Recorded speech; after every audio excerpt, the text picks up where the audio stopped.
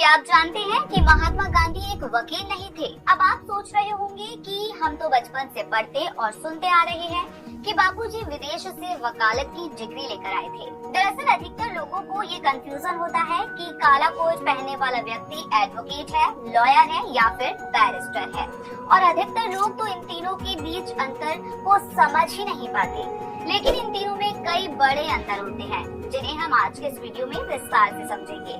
साथ ही ये भी जानेंगे कि महात्मा गांधी वकील नहीं तो फिर कौन थे। तो आइए शुरुआत करते हैं आज के इस वीडियो की। सबसे पहले हम बात करते हैं कि आखिर लॉयर कौन होता है।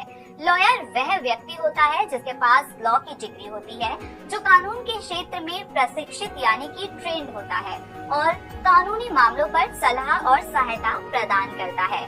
जिसने भी LLB की डिग्री ली हो वह लॉयर कहलाता है, मगर उनके पास कोर्ट में केस लड़ने की अनुमति नहीं होती है। लेकिन बार काउंसिल ऑफ इंडिया की परीक्षा को पास करने के बाद लॉयर एडवोकेट बन जाता है और किसी भी कोर्ट में केस लड़ने के लिए एलिजिबल हो जाता है। अब बात करते हैं कि आखिर एडवोकेट कौन होते हैं। एडवोकेट एक ऐसा शब्द है जिसे अधिवक्ता कहा जाता है, यानी आधिकारिक वक्ता, जिसके पास किसी भी तरह से बोलने का अधिकार होता है। एडवोकेट दूसरे व्यक्ति की तरफ से दलीलों को कोर्ट में प्रस्तुत करता है। अधिवक्ता बनने के लिए कानून यानी कि लॉ की पढ़ाई को पूरा करना बेहद जरूरी होता है। अब बात करते हैं बैरिस्टर की। यदि कोई व्यक्ति लॉ की डिग्री इंग्लैंड से लेकर आता है तो उसे बैरिस्टर कहा जाता है।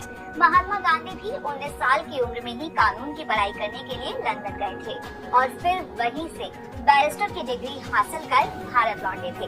बता दें कि बैरिस्टर एक तरह वकील का ही प्रकार होता है जो कि आम कानून न्यायालय में अपनी प्रैक्टिस करता है। तो दोस्तों, ये तो हुई एडवोकेट, लॉयर और बैरिस्टर के बीच बुनियादी अंतरों की बात। लेकिन अब बात करते हैं public prosecutor, pleader, advocate general, attorney general और सॉलिसिटर जनरल के बारे में।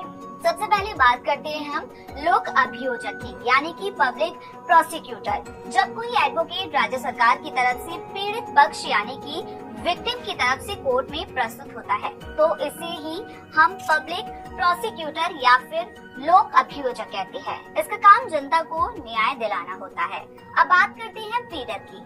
अगर कोई एडवोकेट प्राइवेट पक्ष की तरफ से कोर्ट में पेश होता है तो उसे हम अभिवचनकर्ता या फिर प्लीडर कहते हैं।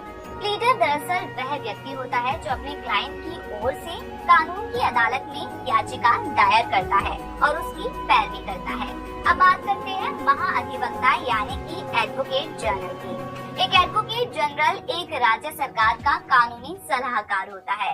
इस पद को भारत के संविधान द्वारा बनाया गया है। आपको बता दें कि प्रत्येक राज्य का राज्यपाल महाअधिवक्ता एक ऐसे व्यक्ति को नियुक्त करता है जो उच्च न्यायालय के न्यायाधीशों के रूप में नियुक्त होने के लिए योग्य हो। आइए बात करते हैं महान्यायवादी यानी कि अटॉर्नी जनरल की। वह व्यक्ति जिसके पास लॉ की डिग्री है, एडवोकेट होने की क्षमता रखता है और केंद्र सरकार की तरफ से कोर्ट में उनका पक्ष रखने के लिए प्रस्तुत होता है, तो वह महान्यायवादी यानी कि अटॉर्नी जनरल बन जाता है। संविधान के अनुच्छेद 76 के तहत भारत के महान्यायवादी पद की व्यवस्था की गई है। वह देश का सर्वोच्च कानून अधिकारी होता है। इनकी नियुक्ति राष्ट्रपति द्वारा होती है। आपको बता दें कि महान्यायवादी के कार्यकाल को संविधान द्वारा निश्चित नहीं किया गया। इसके अलावा संविधान में उसको हटाने को लेकर भी कोई मूल व्यवस्था नहीं की गई है। आइए बात करते हैं सॉलिसिटर जनरल की। सॉलिसिटर जनरल अटॉर्नी जनरल के असिस्टेंट को कहा जाता है। वह देश का दूसरा कानूनी अधिकारी होता है।